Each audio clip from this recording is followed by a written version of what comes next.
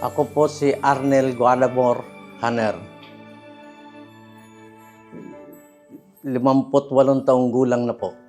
At 6 na taon nang nagtatrabaho dito sa Arca South bilang isang gardener sweeper.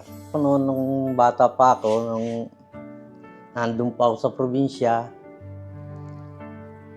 tapos nag-aaral ng elementary, laro ng mga kapwa ko mga bata rin. Tapos pagka yung laro ng mga paputok, yung kanyong-kanyunan.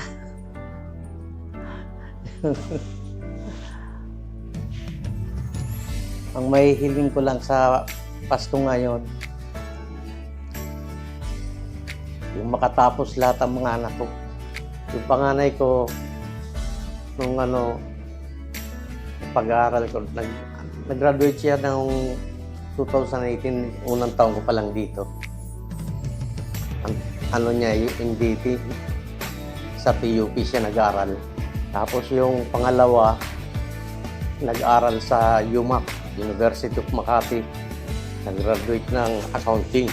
Tapos yung pangatlo ko ngayon, sa PUP rin nag-aaral. Nag-OJT siya ngayon, civil engineer. Mahalaga ang kasama kong pamilya ko. Dahil parang sila ng buhay ko. Pagka Pasko, sineselebrate namin ang Pasko. Sama-sama kami sa bahay. Nandun kami lahat. Pag hanggang hating gabi, hanggang pag ng Pasko, gising kami lahat. Madaling araw ng tulugan.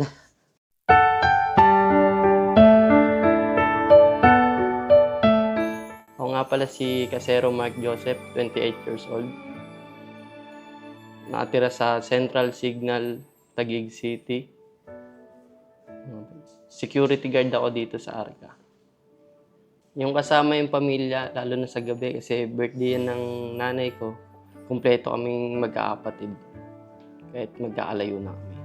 Yung magkakasama kami magkakapatid, wala pang iniintindi, basta lang. Timbang gabi, pagka-uwi, kain, kasama yung pamilya.